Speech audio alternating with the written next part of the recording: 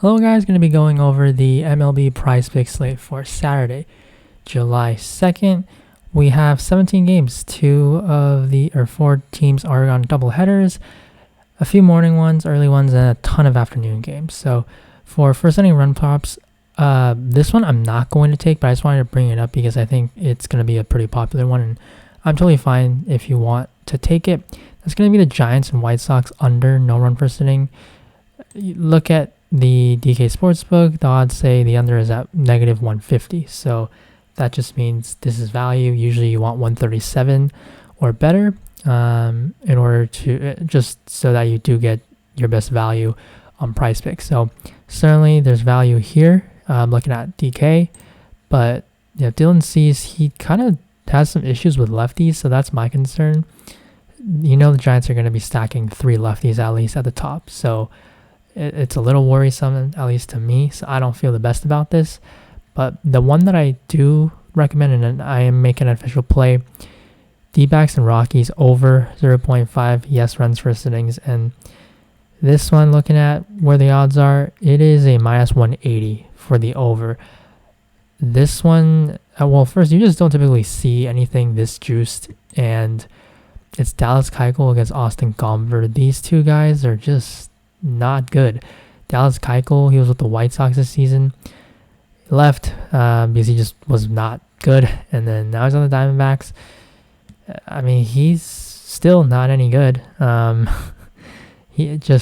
Rockies, it's a very tough place to pitch. He doesn't strike anyone out, and also you go into Colorado, you even more so don't strike anyone out. Just you lose control. It's really easy to just give up hard hits and everything. And you look at Gomber, the other side, another lefty that has had his struggles. Both of these pitchers, just lefties, are not good. Both of these teams have guys that can hit lefties very well. 83 degrees right now, 8-mile winds left to right, a 12-run total. Like, this is going to be, again, with Rockies, with Coors Field, this is just one of the best hitting environments on the slate. The odds say that it's a fantastic play. Going to take the over on this one. It just has such a variety of ways to hit. Don't think we're going to get 1.5 hits, but if we do, that's an absolute lock. But for right now, this is going to be a play over for the first inning runs. On to strikeouts. There is one, Kevin Gausman, over 6. The reason for this one is just because I think at least he can push. Push isn't usually what we look for, I would say, but I think he can definitely get the 7+. And when you have the luxury of this being at 6 instead of 6.5, unless you don't at the very least you don't lose. That's how I'm viewing it. Tampa, they actually had Arezarena on the bench today. Hopefully he's back in the lineup. One of their higher K guys, and this Tampa team, they should strike out, especially that bottom of the lineup. They have some guys like Wander Franco, Yandy Diaz, Aaron Ramirez that don't really strike out, but Kevin Kiermaier is back, so he strikes out a good bit. Can also take away a lineup spot from some guy that doesn't strike out as much. Brett Phillips, some of these guys at the bottom especially, they should pull it up. They just strike out a lot. So somehow the 7 through 9 guys didn't strike out once when Berrios was on the mound, which that's just not usual. But Gausman, I mean, his numbers are insane. He fixed what he thought was a tipping pitches issue with just using a bigger glove to hide his pitches. So it looked like it worked fine. I mean, he struck out, 10? Yeah, against the Red Sox. Now he gets the match against Tampa. Still going to be playing at home. He's just a very good pitcher. Chase rate, he's one of the best at making guys chase. Making guys expand the strike zone. Whiff rate, K rate, all very strong. So this looks like a pretty good spot for him to at least get 6. Now, fantasy score for pitchers. Daniel Castano, going to be one of the plays, under 22.5 against Washington. Washington, when they are at home against the lefty, they're a lot better when they're on the road. Right here, 101 WRC plus, 18.1 strikeout rate only.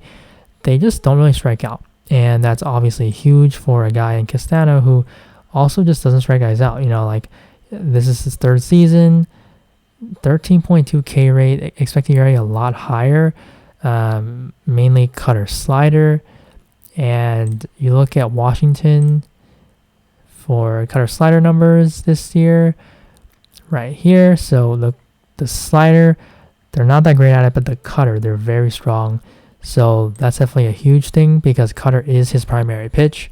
So if it was the other way around, maybe not, but I think this is fine. It's not a lock that like he automatically can't get the win because Jackson Tetrault, he's not the greatest pitcher, but I would say you look at the numbers, he's probably a little bit better. At least he's pitching at home, very important for some of these newer guys in the league. And I think when you're playing at home, Castano away, feel like this probably isn't the best spot for him just because he doesn't have that K upside. He's gonna need he doesn't necessarily need the win, but when you're not striking guys out, it's going to be tough to get your fantasy score projection, be able to record those points. So that's why I'm taking the under on this one. If it moves down, I'm going to stay away. Something that actually just moved was Tyler Anderson, 32.5. I was going to take the under on this one just because San Diego, they now have Manny Machado back, and they do hit changeups well. Anderson seems like he might just be off since that near no-hitter he had when he had to throw 123 pitches. So it might have just kind of tired him out or something. But Padres, they don't strike out a ton. That's why I wanted the under, but it moved, so I'm going to stay away as well.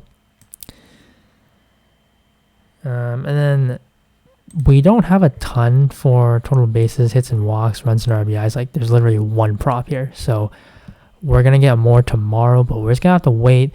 So I do have one hitter fantasy score play, but then the rest of the video, I'm going to talk about just some important points about guys that we should be looking out for. So the play is going to be Cesar Hernandez under 7.5 because they're taking on a lefty again. And this play, when we took the runs and RBIs yesterday, I mean, obviously I was taking that because I thought he would be batting second, but then they switched up the lineup. So if they're actually going to be batting this guy seventh, I want the under. If I could find him, because when you're batting seventh in this Nationals lineup where you're relying basically on Juan Soto, Nelson Cruz, and Josh Bell to create the offense. Okay, I'm just going to search right here, 7.5. When you're hitting seventh, someone who doesn't really steal, it just feels like it's too high. He should probably be like 6.5 or even 6. Castano, obviously we're taking the under there, but it's because of his teammates, like the guys who actually do the damage.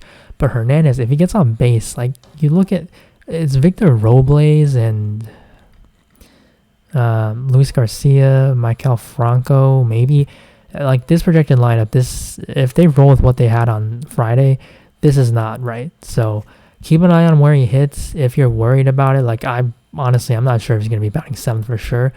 I don't necessarily want it. Like I wouldn't play it if he was batting second, but I would say that it's kind of like fine because it's a fantasy score prop rather than runs and RBIs today. But I'm playing this one under because I'm thinking it's going to hit low in the order, and I would only play it if he is batting low.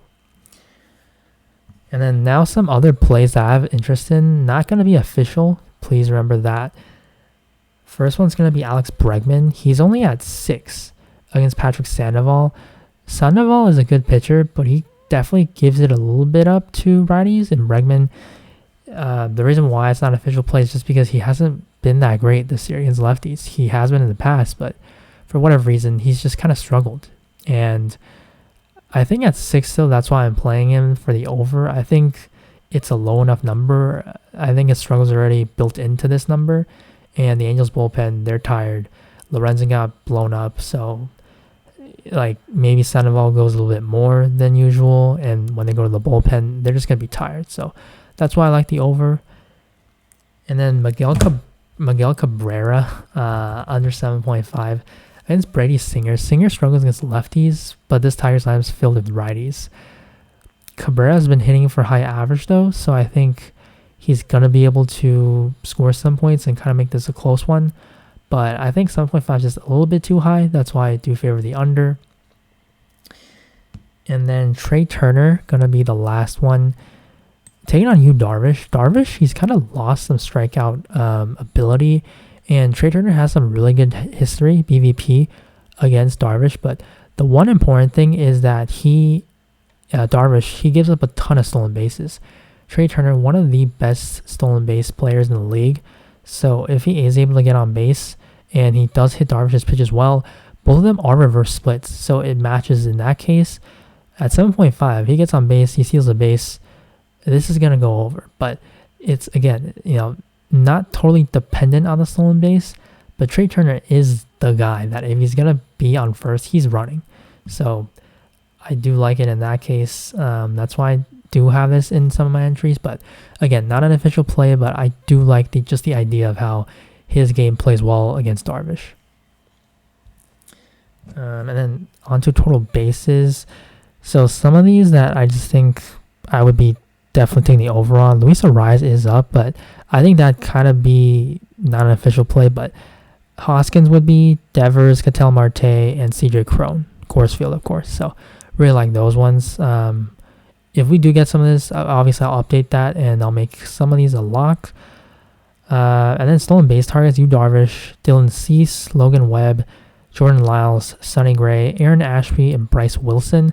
But of course, again, some of these players, these pitchers, they're going up against teams that they don't really run, or they're just really good pitchers like Cease, Webb, Sonny Gray, Aaron Ashby. I don't want to be targeting guys that it's going to be hard for them to get on base and they have to rely on stolen base. And then also some rain, Miami, Washington, St. Louis, Philly, Texas, New York, Mets. Could see some delays, so those are 3 games that we have to watch out for. But Castano, obviously the under, Cesar Hernandez as well. So with rain games, I'm perfectly fine taking the unders the night before the game starts, because if the game somehow doesn't finish, we got the unders, so that actually works in our favor for unders. If they're overs, obviously, then it'd be a different case. But that's it for the video. So really only 4 plays right now because the board's just not filled. Arizona, Colorado, yes runs for sittings, over. Gossman over 6 strikeouts. Castano under 22.5, and Cesar Hernandez under 7.5 if he is batting in the bottom of the order. So that is going to be it for the video today, guys. Thank you guys for watching. Hopefully we do have a good day here. It's a Saturday holiday weekend, so please enjoy the weekend. Stay safe. Good luck on the slate. Thank you guys for watching, and I'll see you in the next video. Bye.